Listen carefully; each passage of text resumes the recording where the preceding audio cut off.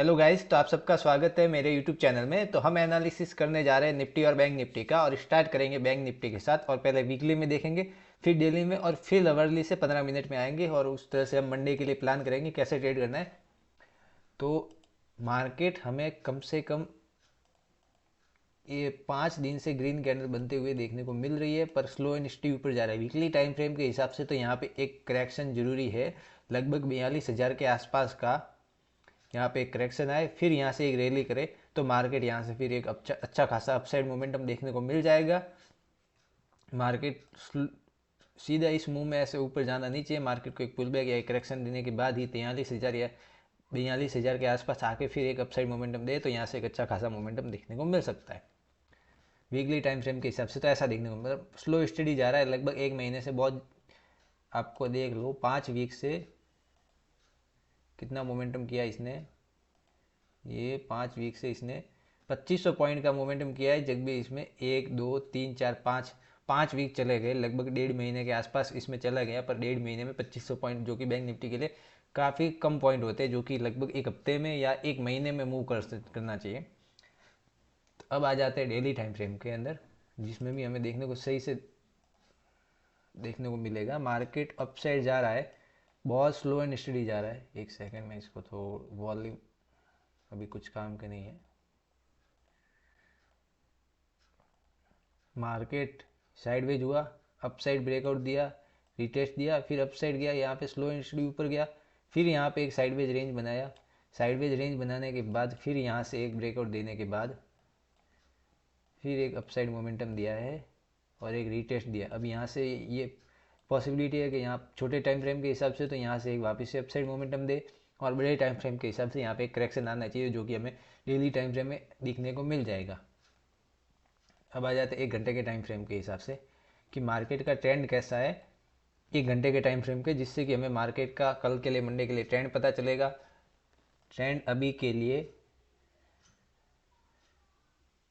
Up है, क्योंकि market का लो सस्टेन है। लो अभी तक ब्रेक, ये लो बना था सस्टेन, ये लो सस्टेन, ये लो सस्टेन, ये लो सस्टेन, और ये जो अभी रिसेंट लो बना है ये भी सस्टेन है। तो मार्केट का जब तक लो सस्टेन रह रहा है मार्केट बुलिश है। जब मार्केट का लो ब्रेक करेगा मार्केट यहाँ पे बेरिश होगा। अब 1 घंटे के टाइम फ्रेम में यहाँ पे बुलिश इंगल्फिंग कैंडल भी देखने को मिल रही है, जो कि ये एक बेबी कैंडल इसके अंदर, इसके आसपास ये बुलिश इंगल्फिंग कैंडल, और यहाँ पे एक रिजेक्शन कैंडल भी है जो इतनी बड़ा रिजेक्शन ले गया। यहाँ पे एक हाई के आसपास क्लोज देने की कोशिश की है, तो यहाँ से पॉसिबिलिटी अगर इस एरिया के अंदर खुल के अगर ब्रेकआउट देता है तो ये इसके हाई के आसपास टेस्ट करने को आ जाएगा। अगर यहाँ पे थोड़ी देर साइडवेज होने के बाद इसको ब्रेकआउट देता है तो 44,000 के आसपास भी हमें देखने को मिलेगा। अब 15 मिनट में आते हैं कि हमें ट्रेड कैसे प्लान करना है। सिंपली लेवल्स क्या है हमारे, तो मार्केट इस रेंज के अंदर साइडवेज होने को आया था। यहाँ पे थोड़ा साइडवेज हुआ है, जैसे कि ये साइडवेज हुआ था इस रेंज के अंदर, जैसे यहाँ भी एक साइडवेज रेंज बनेगी इस एरिया के आसपास, तो फिर इस एरिया के आसपास साइडवेज रेंज बनेगी। यहाँ से ब्रेकआउट आएगा तो यहाँ से एक अच्छा खासा मूव देखने को मिल जाएगा, जो कि यहाँ पे देखने को मिला। साइडवेज हुई, रेंज ब्रेकआउट हुआ, मार्केट अप साइड गया, एक मोमेंटम और गैप अप खुला, फिर एक सपोर्ट लेके वापस से एक अप साइड देखने को मिला। फिर यहाँ से एक हमें प्रॉफिट बुकिंग देखने को मिली, जो कि लगभग ये प्रॉफिट बुकिंग होते फिर एक रिटेस्ट बन गया। यहाँ से आया प्रॉफिट बुकिंग और एक रिटेस्ट हुआ, रिटेस्ट होने के बाद वापस से यहाँ पे बायर ऐड हुए, और मार्केट को एक फास्ट मूव में मार्केट क्लोज होते होते इतना ऊपर आके क्लोज दे दिया मार्केट में। तो अब यहाँ पे चांस क्या है, एक तो ये ट्रेंड लाइन ऊपर से आ रही है और नीचे से ये सपोर्ट है। तो हमें क्या करना है, सिंपली इसी रेंज के अंदर ट्रेड को अवॉइड करना है। इस रेंज के अंदर हम ट्रेड को कैसे प्लान कर सकते हैं, अगर यहाँ पे अगर इसी रेंज के अंदर ये इस एरिया के आसपास खोलने के बाद अगर इसको ब्रेक करता है 43,680 रुपये के आसपास कैंडल ऊपर क्लोज देता है, तब हम इसके हाई के आसपास तक का टारगेट ले सकते हैं, पहला टारगेट।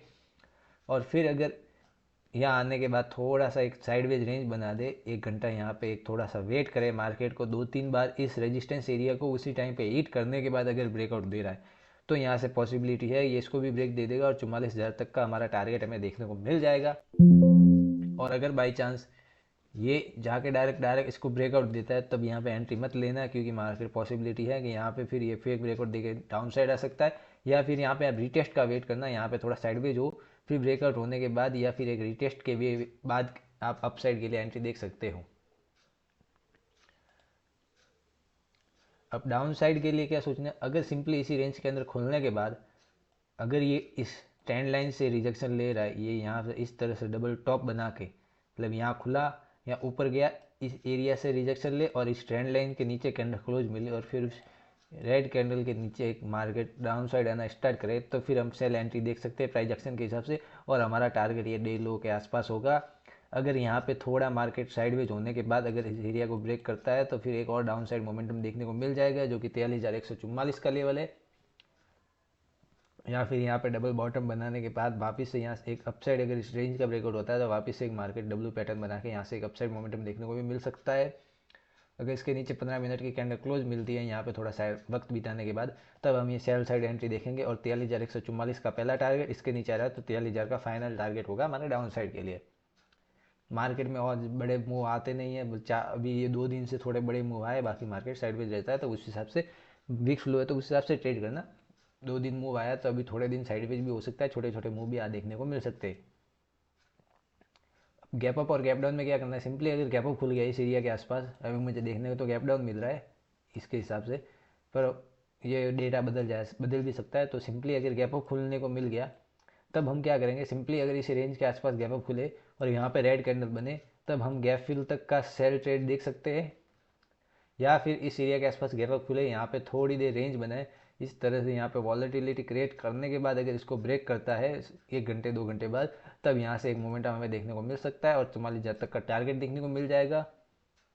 और अगर इस रेंज के अंदर खुलने के बाद डायरेक्ट ब्रेक कर रहा है तो हम एंट्री नहीं लेंगे, क्योंकि मार्केट की पॉसिबिलिटी है ये एक फेक ब्रेकआउट बनाने के बाद अगर वापस से इसके अंदर आ गया तो वापस यहाँ से एक साफ सैली डाउन साइड देखने को मिल सकती है। अब गैप डाउन में क्या करना है, सिंपली अगर इस एरिया के आसपास गैप डाउन खुल जाए तो हमें सिंपली देखना है, अगर 5 मिनट की ग्रीन कैंडल यहाँ पे बन जाती है तो यहाँ पे फिर डबल बॉटम देखने को मिल जाएगा और यहाँ से मार्केट एक गैप फिल तक का हमारा टारगेट होगा। इसके बाद अगर यहाँ थोड़ी देर रुकने के बाद ब्रेकआउट देता है तो मार्केट भी हाई के आसपास वापस देखने को भी मिल सकता है। और अगर इस एरिया के आसपास खुलने के बाद डायरेक्ट इसके नीचे ब्रेकआउट देता है तो हम सेल एंट्री नहीं देखेंगे, एक मार्केट को नीचे जाने देंगे, फिर एक रीटेस्ट देने देंगे, फिर रीटेस्ट देने के बाद या तो डे हाई के आसपास हमें कोई रिजेक्शन कैंडल देखने को मिले या फिर लो ब्रेक करने के बाद हम सेल एंट्री देखेंगे डाउन साइड के लिए। इस तरह से हम डाउन साइड प्लान करेंगे और बड़ा इसके नीचे भी गैप डाउन देखने को मिल जाता है तो फिर हम प्राइस एक्शन देखेंगे या फिर अवॉइड करेंगे, क्योंकि बड़ा गैप डाउन देखने के बाद मार्केट पॉसिबिलिटी है कि साइडवेज होने के चांसेस ज़्यादा होते। तो ये था निफ्टी और बैंक निफ्टी का एनालिसिस। डे टाइम फ्रेम के हिसाब से करेक्शन बाकी है, बट अभी के लिए मार्केट थोड़ा बुलिश दिख रहा है, क्योंकि मार्केट यहाँ पे साइडवेज होते हुए मार्केट अपसाइड मोमेंटम देखने को मिल रहा है। अब आ जाते हैं निफ्टी की तरफ। निफ्टी में हमें देखेंगे, निफ्टी में हमें थोड़ा सा क्या कहते हैं करेक्शन देखने को मिल रहा है, मंथली नहीं।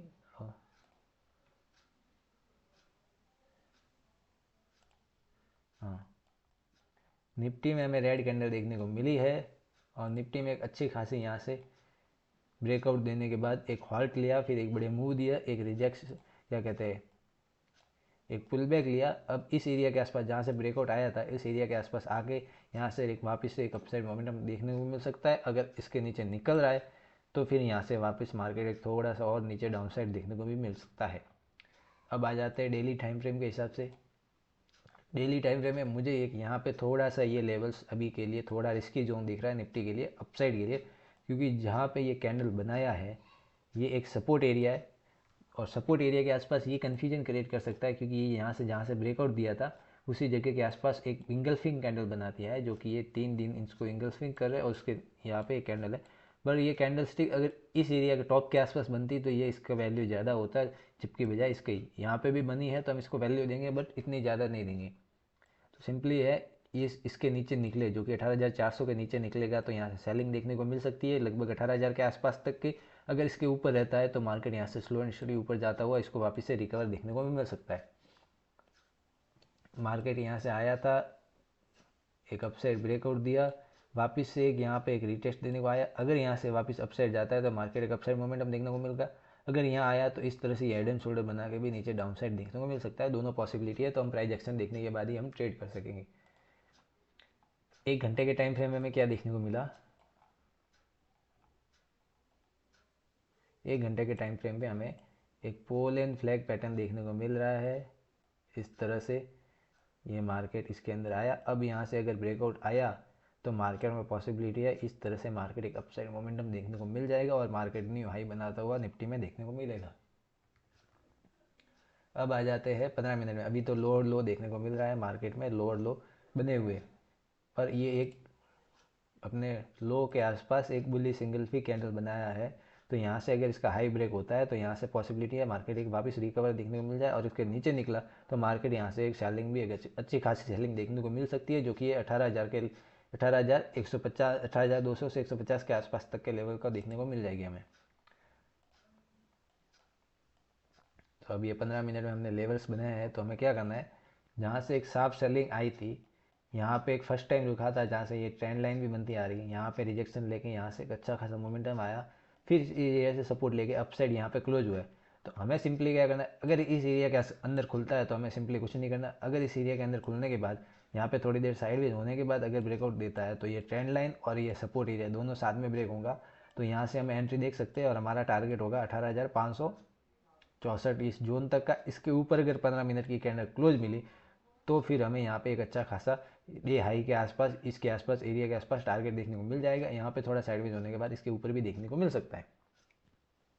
और अगर इस एरिया के अंदर खुलने के बाद अगर डायरेक्ट खुलते ही इसको ब्रेकआउट दे और इस ट्रेंड लाइन से रिजेक्शन लेके वापस से रेड कैंडल बना के इस एरिया के नीचे क्लोजिंग मिलती है, तो यहाँ से वापस से डाउन साइड देखने को मिल सकता है। और इसके नीचे यहाँ पे थोड़ी साइड राइट मतलब साइडवेज होने के बाद इसके नीचे कैंडल क्लोज देती है तो और भी डाउन साइड मोमेंटम देखने को मिल जाएगा, जो कि 18,429 का ये पहला टारगेट, इसके नीचे रह जाए तो 18,360 के आसपास हमें देखने को मिल जाएगा। और गैप डाउन और गैप अप में क्या करना है, सिंपली अगर गैप डाउन खुल जाता है इस एरिया के आसपास तो एक यहाँ पे ग्रीन कैंडल बनती है, तो यहाँ पे वापस से डबल बॉटम मतलब ये डाउन साइड आया, यहाँ से इस तरह से रिकवरी करके ये एरिया अगर यहाँ से यहाँ तक का हम पहला टारगेट लेंगे, इस एरिया के आसपास थोड़ा साइडवेज होकर इसको ब्रेकआउट दिया तो फिर यहाँ से वापस से एक डब्ल्यू पैटर्न बनाते हुए एक अपसाइड अच्छा खासा मोमेंटम भी देखने को मिल सकता है। और अगर 18,415 के नीचे अगर निकला, इसके नीचे 15 मिनट की कैंडल क्लोज मिली इस एरिया के आसपास थोड़ा साइडवेज होने के बाद, तो फिर यहाँ से एक डाउन साइड सेलिंग भी देखने को मिल सकती है और मार्केट यहाँ से एक अच्छा खासा डाउन साइड मूव देखने को भी मिल जाएगा। तो इस तरह से आपको ट्रेड प्लान करना है।